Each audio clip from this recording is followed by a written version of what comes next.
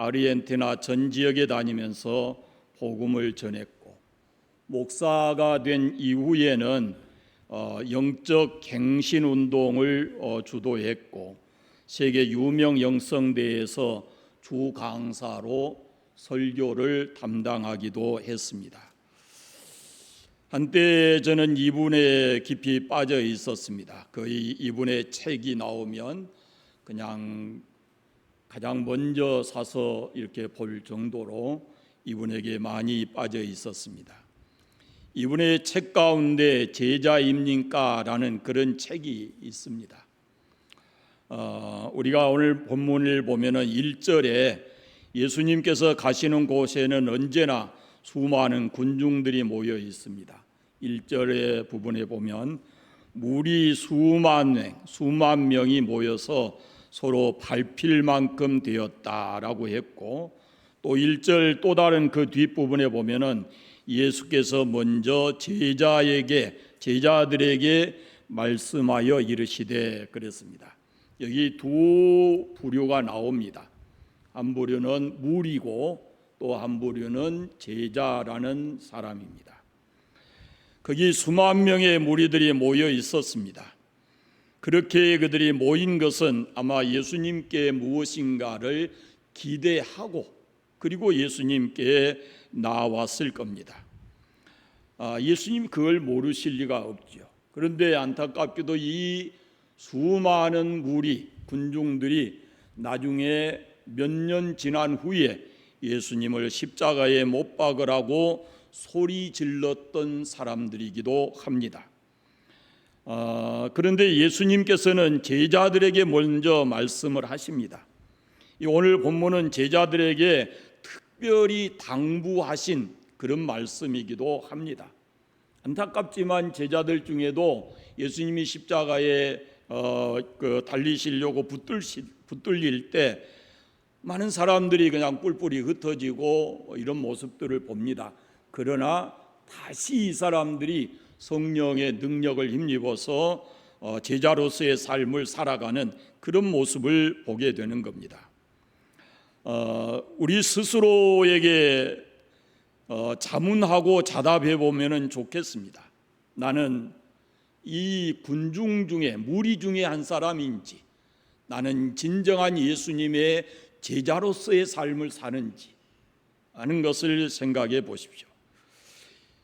이 오르띠지라고 하는 카롤로스 오르띠지라는 목사님이 제자입니까? 라는 책에 이렇게 말합니다. 제자의 정의에 대해서. 제자는 예수 그리스도를 따르는 사람이다. 그러나 그분의 왕국에 속해 있다고 해서 누구나 그분의 제자는 아니다. 그분을 따른다는 것은 그분을 주인으로 모신다는 말이고, 다른 말로 하면 나는 그분의 노예가 되어서 그분을 섬긴다는 것이다. 그리고 그분을 사랑하고 찬양한다는 뜻도 된다. 이렇게 제자의 정의를 밝히고 있습니다. 제자를 다른 말로 하면은 노예라고 표현을 했습니다. 그러니까 예수님이 자신의 피를 값주고 우리를 사셨기 때문에 우리의 생명권이 그분에게 있고, 그리고 우리에게 속한 모든 것이 주님이 소유주이시다라는 그런 의미인 것이죠. 내 생명을 비롯해서 내가 살아가는 시간과 그리고 내 모든 소유가 주인 되신 주님의 손에 있다라는 그런 말씀입니다. 제자의 시간 개념, 제자의 생명 개념, 제자의 모든 소유권의 개념이 바로 되어야 우리가 예수님의 제자로서의 삶을 바로 살아갈 수 있다라는 말씀입니다. 제자가 스승으로부터 제일 먼저 본받아야 될 삶을 사랑이라 그렇게 말을 했습니다. 제게 잊혀지지 않는 말이 있습니다. 당시에 이 말이 제 가슴에 얼마나 큰 은혜가 되었는지 모릅니다. 하나님의 나라의 산소는 사랑이다. 하나님 나라의 산소는 사랑이고, 하나님 나라의 언어는 감사와 찬양이고, 그리고 흑암의 나라의 언어는 원망과 불평이다라고 했습니다. 또다시 우리가 스스로에게 자문자답해야 될 것은 나는 과연 무리 중 한 사람인지 아니면 주님의 제자로서의 삶을 살고 있는지라는 것입니다. 오늘 말씀에 제자의 삶을 크게 제자가 살아야 될 삶을 크게 세 가지로 말씀하는데 세 가지 정리를 하겠습니다. 그 첫째는 진실은 반드시 드러난다라는 교훈입니다. 진실은 드러난다는 교훈을 두 가지 입장에서 말씀하시는데요. 하나는 바리새인들의 거짓은 반드시 폭로가 된다. 1절 말씀에 바리새인들의 누룩 곧 외식을 주의하라 그랬습니다. 외식은 겉과 속이 다르다라는 뜻이죠. 가면을 쓰고 있다라는 말입니다. 가면은 벗겨질 날이 반드시 온다라는 거예요. 지금 바리새인들이 거짓으로 군중들의 마음을 사로잡고 있지만 그들의 가면은 곧 벗겨질 날이 올 것이다. 그때까지 너희들은 그들의 위선에 다치지 않도록 너희 마음을 지키고 조심하라, 그런 뜻입니다. 진리가 아닌 거짓에 조심해야 된다라는 그런 말씀이거든요.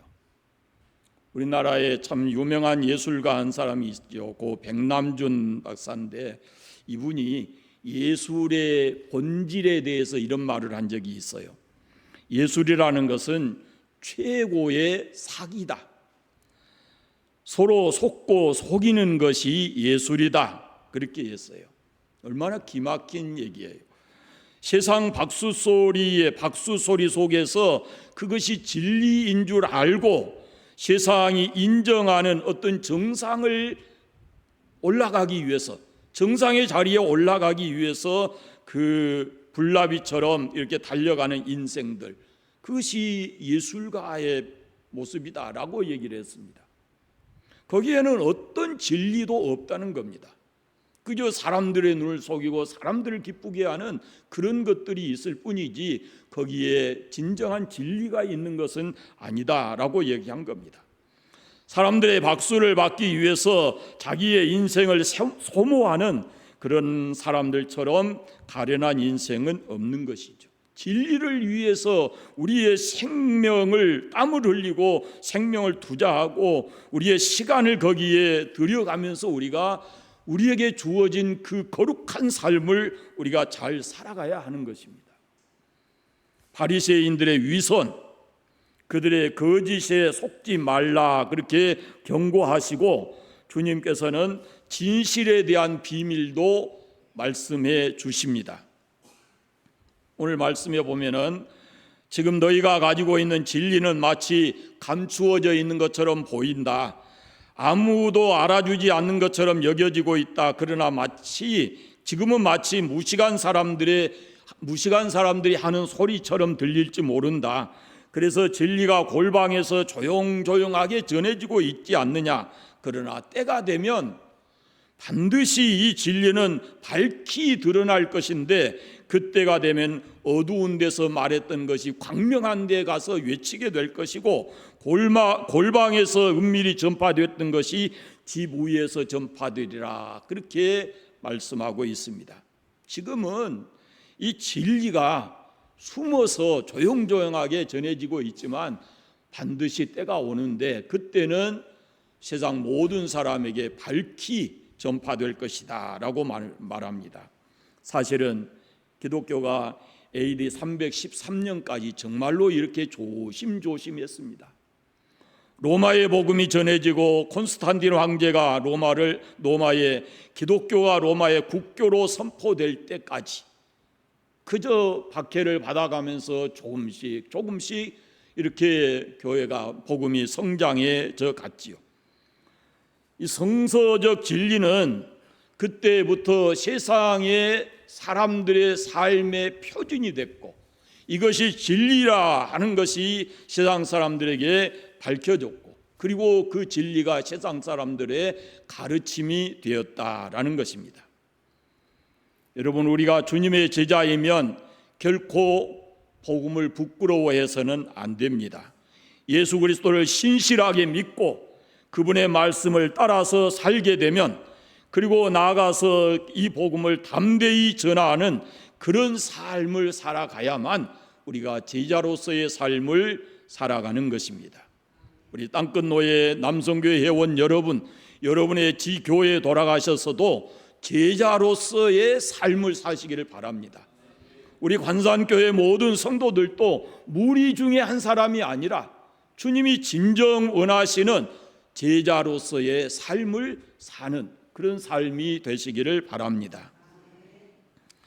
두 번째, 예수님은 제자들에게 두려움에 관한 말씀을 하십니다. 제자들은 예수님에 대한 이스라엘 정치, 종교 권력자들에 의해서 박해가 본격적으로 시작되고 있다라는 것을 눈으로 봤습니다. 이 힘 있는 사람들이 예수님을 비롯해서 그를 쫓는 사람들에게 박해를 가하기 시작했어요. 11장 마지막 부분에 보면 53절 54절에 이렇게 말씀되어 있습니다. 거기서 나오실 때에 서기관과 바리새인들이 거세게 달려들어 여러 가지 일을 따져 묻고 그 입에서 나오는 말을 책잡고자 하여 노리고 있더라 그랬습니다. 예수님에 대한 압박이 점점 이렇게 조여오고 있었습니다. 그때 그 모습을 보고 제자들의 표현은 안 하지만은 그 마음이 은근히 두려웠을 것이다 라는 겁니다. 이렇게 두려움에 사로잡혀 있는 제자들을 향해서 예수님께서는 두 가지 측면에서 두려워하지 마라 그럽니다. 두 가지 측면에서. 먼저 4절을 보십시오. 4절에 보시면 시작이 내 친구 너희에게 말하노니 그렇습니다. 예수님은 제자들에게 내 친구라는 표현을 쓰면서 그들이 두려워해서는 안 될 것과 진정으로 두려워해야 될 것에 대한 말씀을 합니다. 4절 말씀해 보시면 몸을 죽이고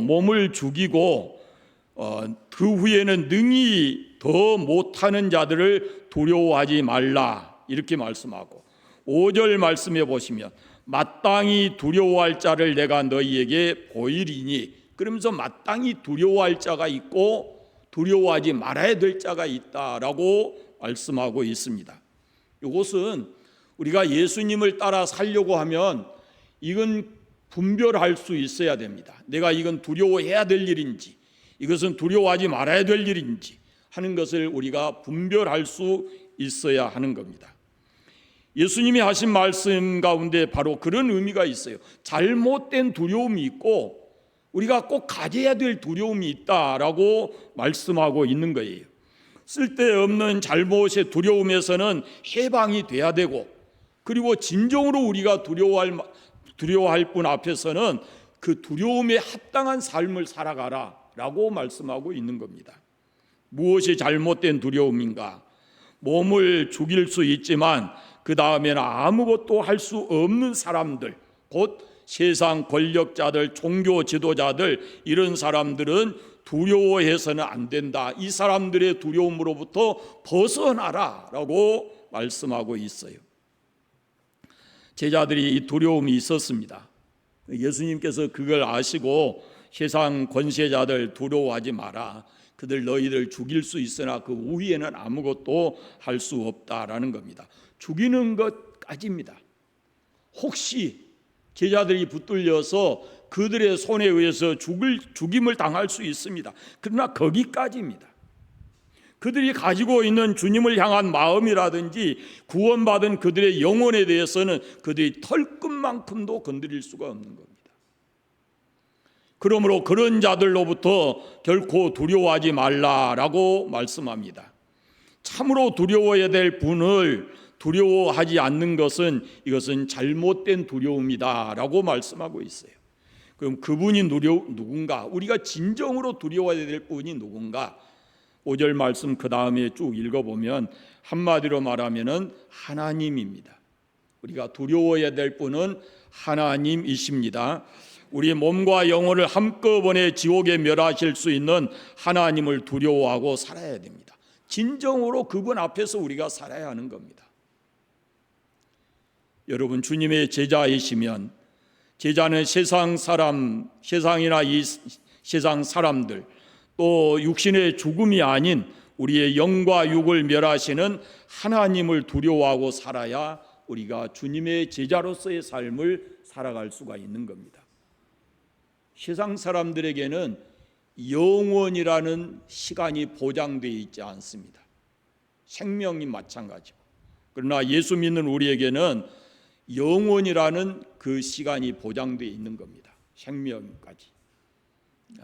한동안 제가 이 영원이라는 단어에 빠져가지고 몹시 고민해 본 적이 있습니다.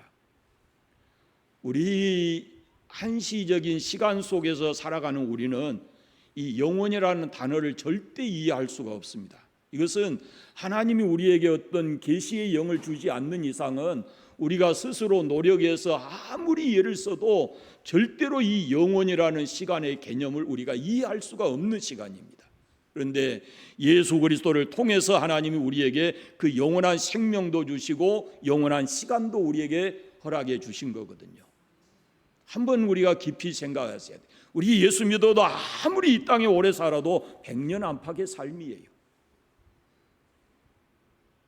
어떤 모습으로 우리가 세상을 떠나갈지 그건 아무도 알 수 없지만, 그러나 반드시 우리에게는 영원한 세계가 보장되어 있다라는 믿음을 가지고 죽음에 대한 두려움을 갖지 않으시면 좋겠습니다. 사람마다 이 죽음에 대한 두려움이 있습니다. 그런데 히브리서 2장 15절에 보면 이런 말씀이 있습니다. 예수님께서 이 땅에 오신 이유를 이렇게 설명하고 있어요. 또 죽기를 무서워함으로 한 평생 매여서 종노릇 하는 모든 자들을 놓아주려 함이라.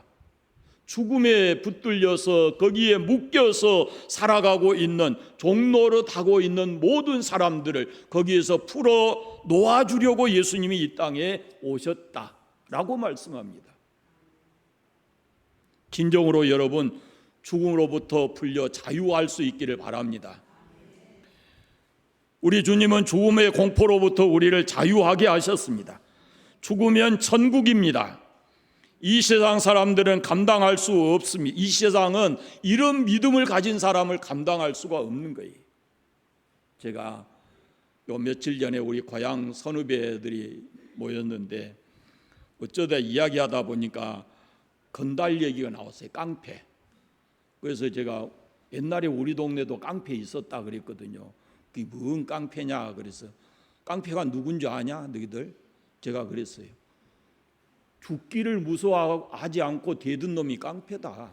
그놈 감당할 수 있는 사람 아무도 없어. 칼이 있어도 칼 앞에 두려워하지 않고 배 내민 놈이 깡패예요. 제가 그렇게 얘기했어요. 여러분, 진짜 믿음이 있는 사람이 히브리서 11장에 보면은 세상이 감당할 수 없는 사람인데, 그런 사람들은 죽음을 두려워하지 않는 거예요. 붙들려서 어떤 모습으로 죽든지 그 죽음을 두려워하지 않는 사람이 히브리서 11장에 나오는 진정한 믿음의 사람이에요. 우리가 이미 예수님이 그 죄와 죽음으로부터 우리를 자유하게 하셨는데 우리가 여전히 거기 묶여서 산다 그러면은 우리가 진정으로 예수님의 제자인가? 라는 걸 생각해 봐야 합니다.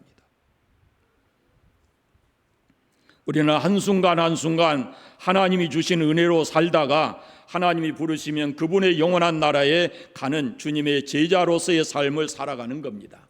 하나님 앞에서, 그리고 하나님과 함께 하나님의 영광을 위해서 사는 주님의 제자들이시기를 바랍니다.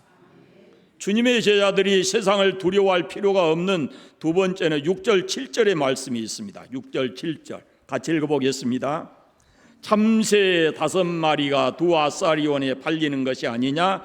그러나 하나님 앞에서는 그 하나도 잊어버리시는 바 되지 아니하는도다. 너희에게는 심지어 머리털까지 세신 바 되었나니 두려워하지 말라. 너희는 많은 참새보다 귀하니라. 한마디로 말하면 하나님의 절대 주권에 대한 말씀입니다. 하나님의 절대 주권에 관한, 우리는 그 주권 아래서 살아가는 겁니다.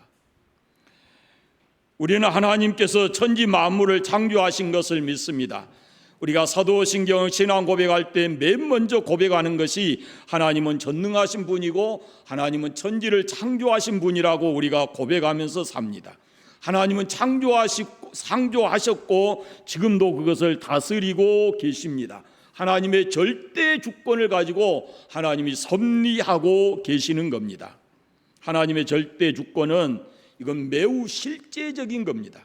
그냥 절대 주권, 이건 관념이 아닙니다. 실제적으로 일어나는 겁니다. 참새가 죽고 사는 것까지도 하나님의 주권에 달려 있다라고 말씀하고 있어요. 모든 생명의 생명체를 섭리하시고 주관하신 분이 하나님이시다라는 겁니다. 성경을 보면서 어느 순간인가요? 참 재미난 걸 봤어요. 마태복음에 보면요, 참새 2마리가 한 아사리온에 팔리는 것이 아니냐 그랬어요. 참새 2마리가 한 아사리온에. 그런데 오늘 본문에는 뭐라고 되어 있나요? 참새 5마리가 2아사리온에 팔려요. 잘 보세요. 얼른 보세요.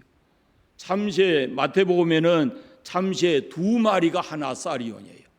그런데 오늘 본문에는 5마리가 2아사리온이에요. 마태복음대로 하면은 한 마리가 뭐예요? 한 마리 보너스예요. 보너스. 덤이에요. 덤. 아마 제가 언제 보면서, 성경을 보면서 그런 생각이 딱 드는 거예요. 이 동전 한 입이면 2마리니까 동전이 2입이면 4마리여야 되는데 5마리거든요. 그럼 이거 한 마리는 뭘까 도대체? 판 사람이 그냥 주지 않았으면 뭐 어떻게 하겠어요? 이게 그런 생각이 딱 드는 거예요. 덤으로 줄 만큼 이 아사리온이라고 하는 것이요, 값이 얼마 정도 되냐면은 노동자가 하루에 가서 열심히 일하면은 한 데나리온을 받아요. 한 데나리온. 그런데 아사리온은 이 한 데나리온의 16분의 1이에요. 그럼 많은 돈이요, 적은 돈이요? 적은 돈이죠, 적게. 그런데 그렇게 작은 것을 사는데도 한 마리를 덤으로 줬다? 그러면은 그 덤인 그 참새의 생명까지도 하나님이 주관하신다, 그런 말씀이에요.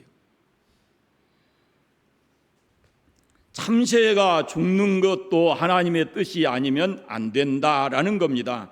그러니까 그러면서 오늘 말씀에 뭘 말씀하냐면은, 왜 이 말씀하시냐면은 너희는 참새보다 귀하다, 그렇게 말씀하고 있어요. 여러분, 우리가 진정으로 주님의 제자이기를 바랍니다.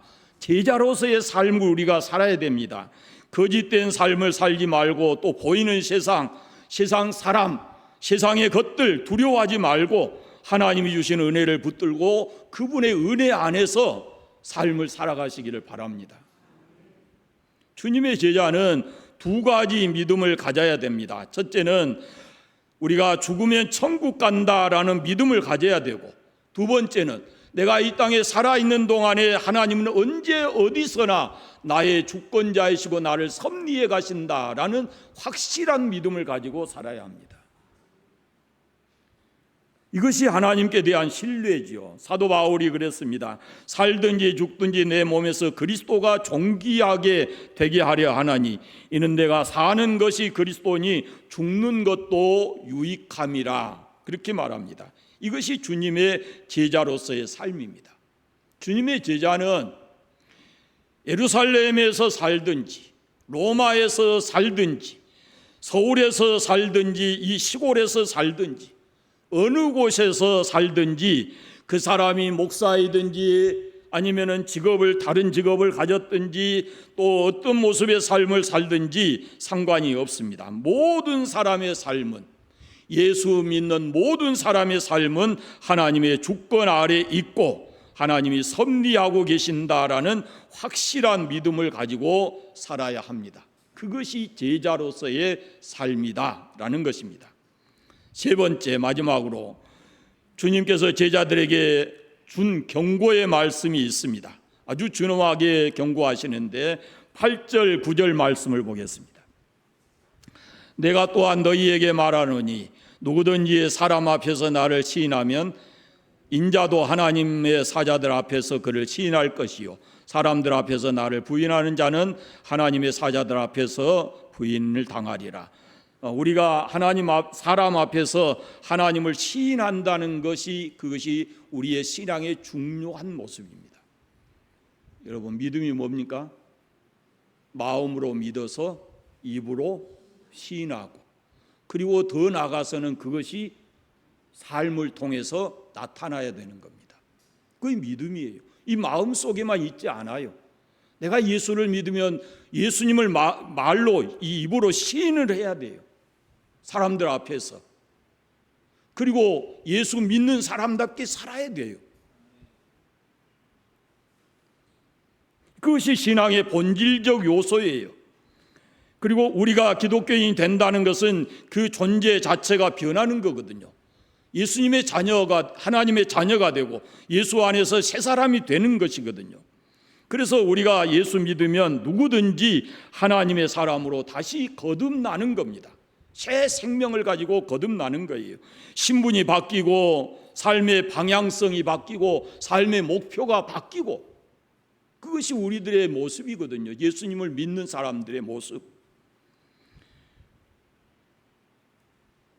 하나님의 약속대로 우리가 예수 믿으면, 예수님을 영접하면 하나님의 자녀로 다시 나고, 우리가 하나님의 자녀인 것을 성령 하나님이 보증해 주시고, 그리고 그 사람은 이제 예수 안에서 새로운 존재로 세상을 살아가는 겁니다.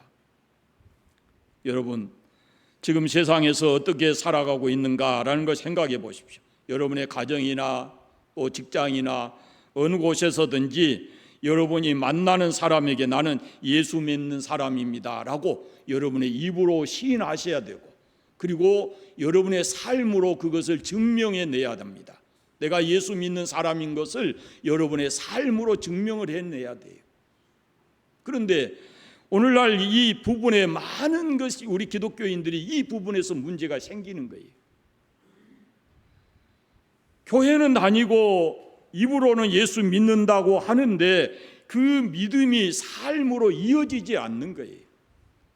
예수 믿는다는 것이 삶으로 증명이 되지 않는 거예요.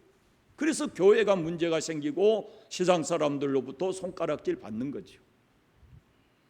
우리는 진정으로 예수 믿는다는 것을 입으로 시인하고 삶으로 증명하는 삶을 살아야 하는 겁니다.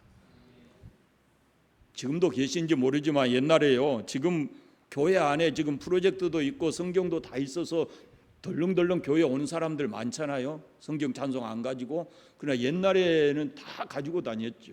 옛날에 교회 가는 것을 숨기려고 어떻게 했어요?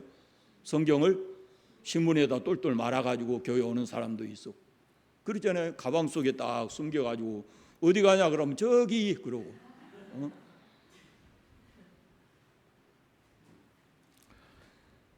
오늘 설교 마치면서 제가 여러분에게 한 가지 중요한, 항상 우리가 그리스도인으로서 스스로에게 자문하고 자답하면서 살아가야 될 것이 바로, 나는 무리 중 한 사람인지, 나는 진정한 예수님의 제자인지, 거기에 대한 스스로 묻고 답을 하면서 살아가시기 바랍니다.